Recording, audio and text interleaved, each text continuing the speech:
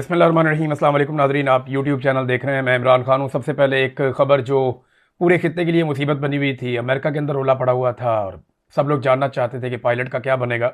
तो वो जो पायलट अमेरिका का मिसिंग था, इस मामले में अमेरिकन दावे सामने आ रहे हैं और कुछ और बैनुल-अक़वामी दावे भी हैं जो ये कह रहे हैं कि अमेरिका ने रेस्क्यू ऑपरेशन में अपने पायलट को ढूंढ लिया।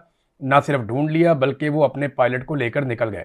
ये अगर अमेरिकी दावा सच है, क्योंकि देखें ईरान दूसरी तरफ ये कह रहा है कि वो नाकाम ऑपरेशन था और उसमें कुछ अमेरिका को मिला नहीं और अमेरिकन अपने ही हेलीकॉप्टर तबाह होते रहे, उनके अपने तैयारे तबाह होते रहे और ये ऐसी कामयाबी कोई अमेरिका को नहीं मिली। ये ईरान का दावा है, लेकिन अमेरिकन ने बड़ा लंबा ऑपरेशन किया है।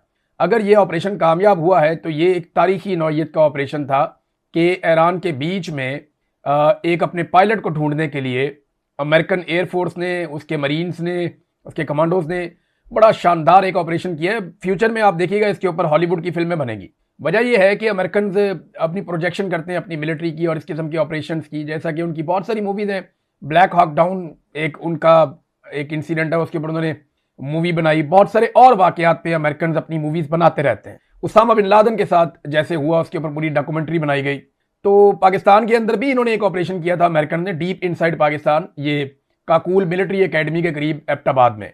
तो ईरान में ये बड़ा एक दलेरी का फैसला था अमेरिका का कि अपने पायलट को वो हर हाल में लेकर जाएंगे और बड़ी बहादुरी दिखाई अमेरिकन फोर्सेस ने, जो वहां से वो कामयाब हो गए। देखें, चाहे फोर्सेस दुश्मन की हो या अपनी हो, आप उनको पसंद करें या ना पसंद करें, लेकिन जो सिपाही बहादुरी के साथ लड़े, चाहे वो कोई भी हो, उसकी इज्जत करनी चाहिए। और जो बहादुरी के साथ लड़े और जो कामयाब ऑपरेशन करे, उसको तारीख हमेशा उस कामयाबी को याद रखती है। यानी हजरत खालिद बिन वलीद रज़ी अल्लाह तआला अन्हु की जंगों को तारीख की किताबों में उन लोगों ने लिखा और उन लोगों ने तारीफ की जो उनके दुश्मन थे। तो ये अमेरिका ने बड़ा कमाल ऑपरेशन किया है। डोनाल्ड ट्रंप ने इसके बारे में एक ट्वीट किया। मैं थोड़ा सा पहले डोनाल्ड ट्रंप के बारे में आपको बता दूं कि डोनाल्ड ट्रंप ने क्या कहा। We have rescued the seriously wounded and really brave F-15 crew member officer from deep inside the mountains of Iran. हमने जख्मी हालत में और बहुत ही बहादुर ऑफिसर जो F-15 का था, उसको हमने ईरान के पहाड़ी इलाके में अंदर से जाके रेस्क्यू कर लिया है। और जो ईरानी फौज है वो बड़ी कोशिश कर रही थी, सख्त कोशिश कर रही थी उस तक पहुंचने की, और बड़ी तादाद में उस तक जाना चाह रहे थे और वो उसके करीब पहुंच रहे थे। और ये बहुत ही इज हाईली रिस्पेक्टेड कर्नल, बड़ा काबिल एहतराम कर्नल है। उसके बाद फिर उन्होंने कहा जी कि ये बहुत शानदार किस्म की रेड थी और बहुत खतरनाक ये एक मिशन था और सामान और फौजी ये सारे इसके अंदर शामिल थे। वो कह रहे जी हम एक के बाद दूसरी कोशिश कर रहे थे, हमने पायलट को रेस्क्यू कर लिया दिन की रोशनी में। ये एक आम वाकया नहीं है और हमने 7 घंटे गुजारे ईरान के अंदर इस ऑपरेशन में। ये बड़ा अमेजिंग था, show of bravery and talent by all. फिर उसने कहा जी मैं एक न्यूज कॉन्फ्रेंस करूंगा इस हवाले से, डोनाल्ड ट्रंप ने कहा, पीर वाले दिन ओवल ऑफिस में, और मैं इन ऑफिसर्स के साथ करूंगा। God bless our great military warriors. ये ऑपरेशन के बारे में जो दीगर इतलात आ रही है ना, वो भी बड़ी हैरान कुन है। जो फैक्ट्स हैं वो मैं आपको बताता हूं। पहले तो इसमें एक F-15 तैयारा तबाह होता है, उसका एक पायलट मिसिंग हो जाता है, उसको ढूंढने के लिए मिशन शुरू होता है, हेलीकॉप्टर्स जाते हैं और 2 हेलीकॉप्टर डैमेज हो जाते हैं। अच्छा, रेस्क्यू मिशन चल रहा था, इन्होंने पायलट अपना ढूंढ लिया, उसको रेस्क्यू कर दिया, लेकिन अनाउंस नहीं कर रहा था अमेरिका, इस डर से कि अगर वो अनाउंस करेगा तो फिर कोई और सूरत पैदा हो जाएगी और पहले निकालना जरूरी है। तो चारों तरफ से उन्हें खतरा भी था और वो हेलीकॉप्टर उन्होंने एक एरिया के अंदर उतारे, डैमेज हेलीकॉप्टर थे, और फिर उसके बाद मजीद इमदाद मंगवाई गई पीछे से ताकि सारे के सारे क्रू को उठा के वहां से रेस्क्यू किया जा सके। और फिर अपने वो दोनों हेलीकॉप्टर भी अमेरिका ने तबाह कर दिए। वो जो हेलीकॉप्टर वहां पे उतारते, जैसे आपको याद होगा एबटाबाद में इनका एक हेलीकॉप्टर डैमेज हो गया था, तो उस हेलीकॉप्टर को अमेरिका ने खुद ही तबाह कर दिया था ताकि पाकिस्तान के हाथ कुछ भी ना लगे। इनकी टेक्नोलॉजी बहुत अच्छी होती है ना, तो ये नहीं चाहते कि इनकी टेक्नोलॉजी को कोई कॉपी करे, लिहाजा वो तबाह कर देते हैं। तो इस तरह जो है HH-60 हेलीकॉप्टर जो है 2 वो भी डैमेज कर दिए गए, फिर बाद में उन्होंने उनको खुद ही तबाह कर दिया। फिर C-130 जो है वो 2 जो है वो डिस्ट्रॉय हुए इसके अंदर। फिर एक जो है A-10 थंडरबोल्ट 2 वो भी डिस्ट्रॉय हुआ इसके अंदर इस ऑपरेशन में। एक जो है MH-6 लिटिल बर्ड वो भी इसके अंदर तबाह हो गया इस ऑपरेशन में। एक या 2 MQ-9 रीपर्स ये भी इसमें तबाह हुए इस ऑपरेशन के अंदर।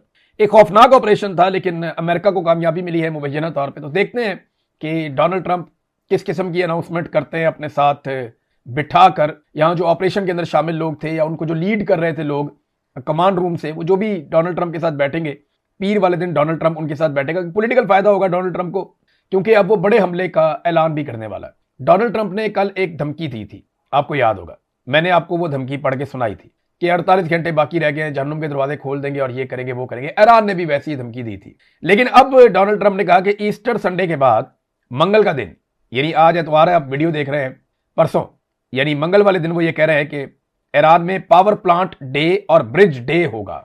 यानी जितने भी बिजली घर हैं, पावर प्लांट्स हैं, उन्हें बिजली बनाने की कैपेसिटीज हैं, उनको तबाह करेगा। और ब्रिज डे यानी जो पुल हैं ईरान के मुख्तलिफ इलाकों को आपस में जोड़ते हैं, उनको तबाह किया जाएगा अमेरिका की जानिब से। तो वो कह रही मंगल का दिन ईरान में पावर प्लांट डे और ब्रिज डे होगा, ये सब एक साथ किया जाएगा, ऐसा पहले कभी नहीं हुआ होगा।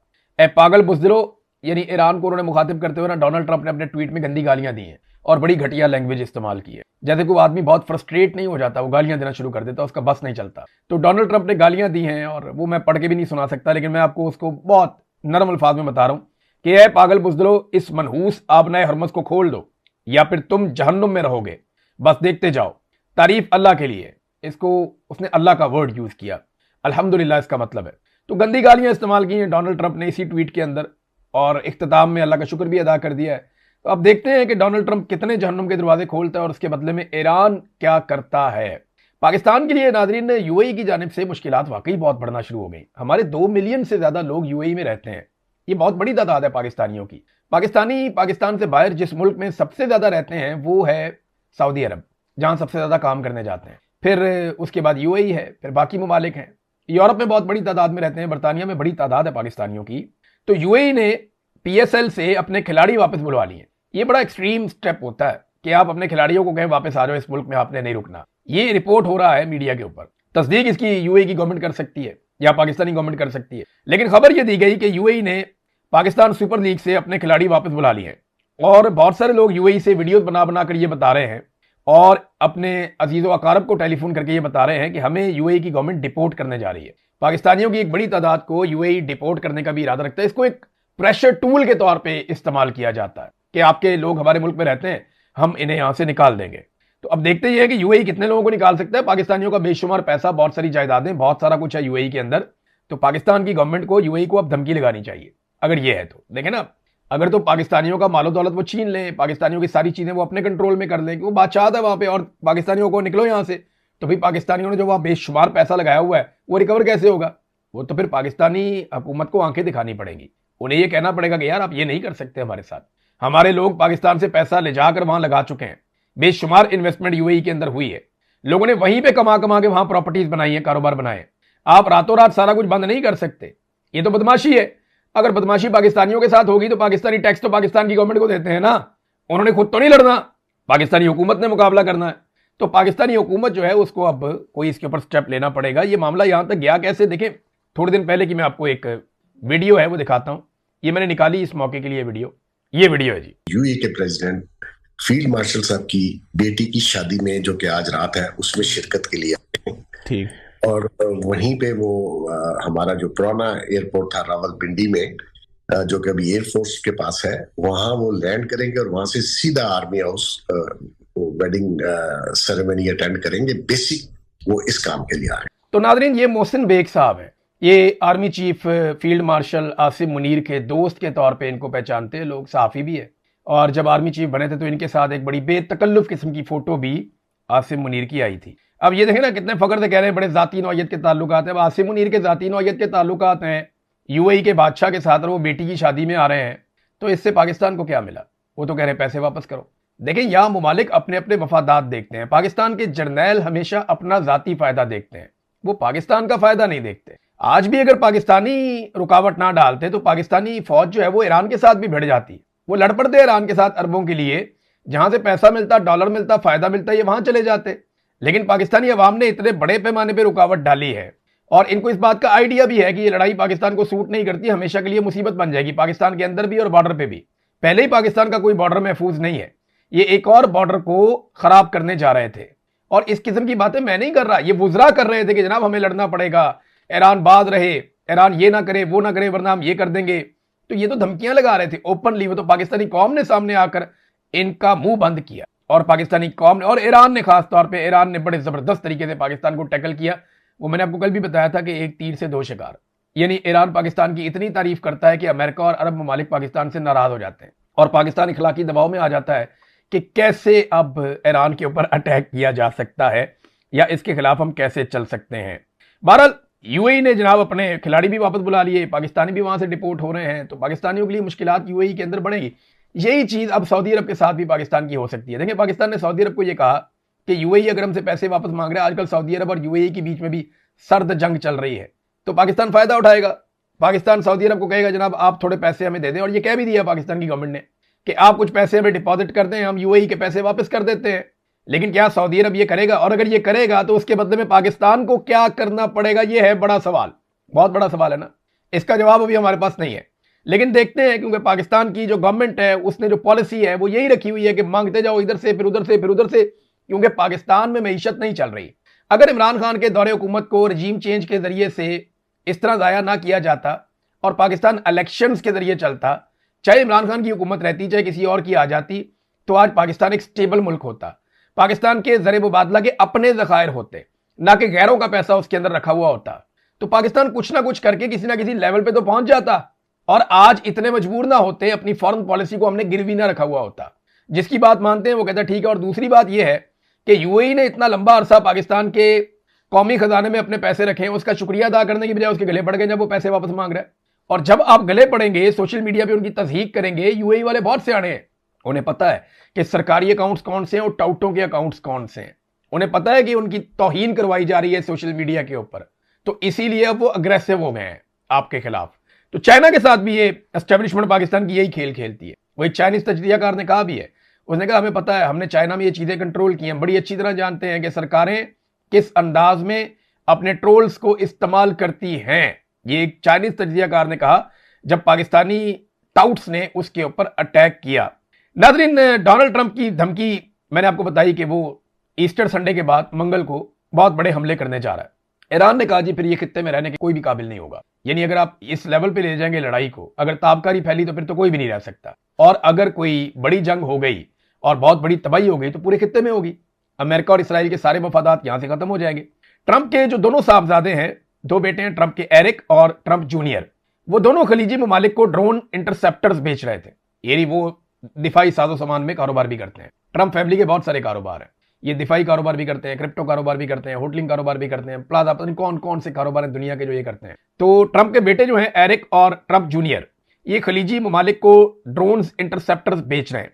ये न्यूज फोर्स की रिपोर्ट है अमेरिका से, न्यूज फोर्स। वो ये कहते हैं कि ईरानी हमलों के पेश नजर इसे कन्फ्लिक्ट ऑफ इंटरेस्ट कहा जाएगा, यानी इस वक्त जो अमेरिका ने ईरान के ऊपर अटैक किया और ईरान ने बदले में मिडिल ईस्ट के ऊपर अटैक किया, अब जरूरत बढ़ गई है वहां पे ड्रोन इंटरसेप्टर्स की, और इनकी प्रोडक्ट्स की मांग बहुत ज्यादा बढ़ गई है। तो ये कन्फ्लिक्ट ऑफ इंटरेस्ट है कि बाप एक जंग क्रिएट करता है और बेटे उस जंग को लड़ने के लिए हथियार सप्लाई करते हैं, और मुल्क आपका बहुत दूर है, आपको उसका कोई फर्क नहीं पड़ता। लेकिन कल मैंने आपको बताया था कि हुसैन बाकरी एक तजियाकार हैं, तो दावा किया था कि अमेरिका तक मार करने वाले उनके पास मिसाइल आ गए हैं शुमाली कोरिया से, और ये 500 की तादाद में है। अभी इसकी कोई तस्दीक तो नहीं आई, लेकिन ये चीजें अमेरिका की जो अपनी सलामती है उसको भी खतरे में डाल सकती हैं। अगर कोई मुल्क पूरा तबाह होगा तो फिर वो दूसरे मुल्क को नहीं छोड़ेगा।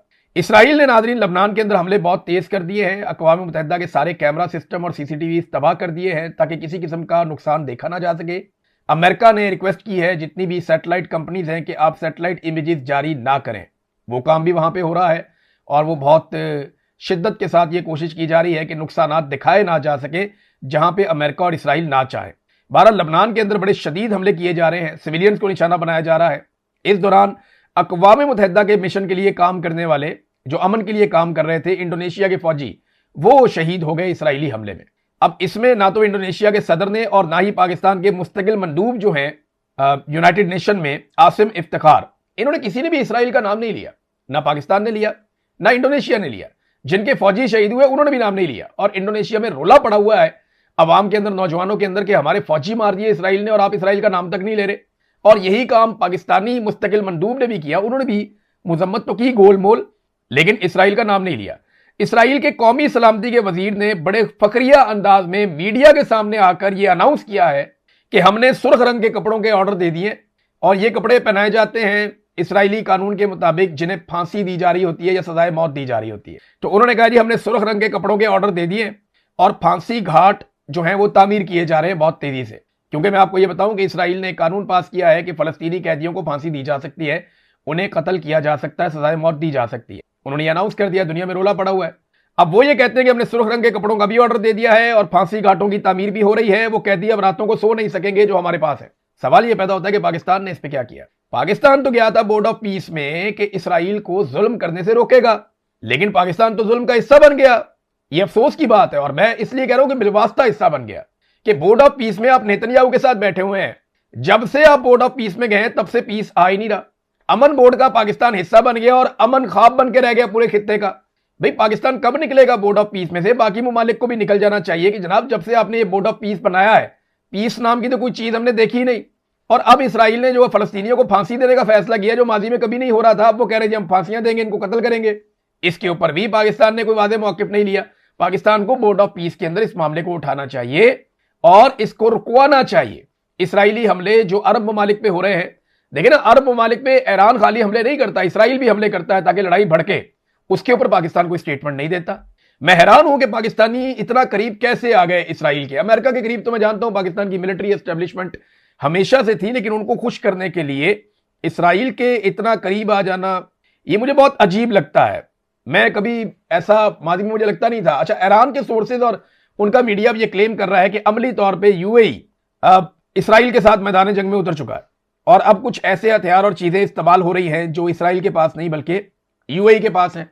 जैसा कि मैंने आपको बताया कि वो एक ड्रोन है विंग लॉन्ग 2, उसके बारे में दावा किया गया ईरान से कि वो 2 ड्रोन पकड़े गए हैं, यानी वो मारा और उसका मलबा मिला तो पता चला कि वो विंग लॉन्ग 2 है। तो विंग लॉन्ग 2 चाइना ने बनाया, यूएई के पास भी है, सऊदी अरब के पास भी है। तो अब अगर यूएई बाकायदा जंग में उतर गया है तो ईरान यूएई के साथ क्या करेगा या क्या कर सकता है ये अब नजर रखनी पड़ेगी। मुझे तो लड़ाई रुकती हुई नजर नहीं आ रही। मुझे एक पागलपन नजर आ रहा है, एक जंगी जुनून नजर आ रहा है। पता नहीं वो इस लड़ाई को कहां तक ले जाएगा। और जो IAEA के साबिक सरबराह हैं उन्होंने एक स्टेटमेंट दिया। उन्होंने कहा इस पागल शख्स को कोई रोके वरना ये पूरा खित्ता जो है वो तबाही की तरफ जाएगा। बड़ा सख्त स्टेटमेंट उन्होंने दिया डोनाल्ड ट्रंप के बारे में कि जो डोनाल्ड ट्रंप ने कर दिया खित्ते के साथ, ये आग फैली। देखें, एशिया सबसे बड़ा बरे आजम है, यहां सबसे ज्यादा आबादी है और इसका इंपैक्ट अगर यहां पे कुछ बहुत बड़ा होता है तो जापान तो एक जजीरा था ना, जापान जो मुल्क है उसके चारों तरफ समंदर है, वो दूर है बहुत, वहां पे एटम बम फटा, असरात कुछ और थे। यहां ताबकारी हो जाएगी तो असरात कुछ और होंगे। ये बात दुनिया को समझ आ रही है, लेकिन डोनाल्ड ट्रंप को अपनी जात से बाहर शायद अभी कुछ दिखाई नहीं दे रहा, वो बहुत प्रेशर में है। नेतन्याहू की भी यही हालत है, पाकिस्तान के हुक्मरानों की ऐसी हालत है। तो हमें तो समझ है ना इस बात की। आसिम मुनीर और शहबाज शरीफ ये समझते हैं कि जिस दिन पाकिस्तान की अवाम को मौका मिला तो वो इन्हें नहीं छोड़ेगी। इनको इस बात का आइडिया है, इसीलिए अवाम का सबसे मकबूल लीडर जेल में रख के, निजाम को जकड़ के, अपने आकाओं की मदद करके और उनके नक्शे कदम पे चल के इन्होंने पाकिस्तान में पूरा एक पैरा बिठाया हुआ है। लेकिन कब तक? अब तक के लिए इतना ही। अपना ख्याल रखिएगा, अपने चैनल का भी। अल्लाह हाफिज।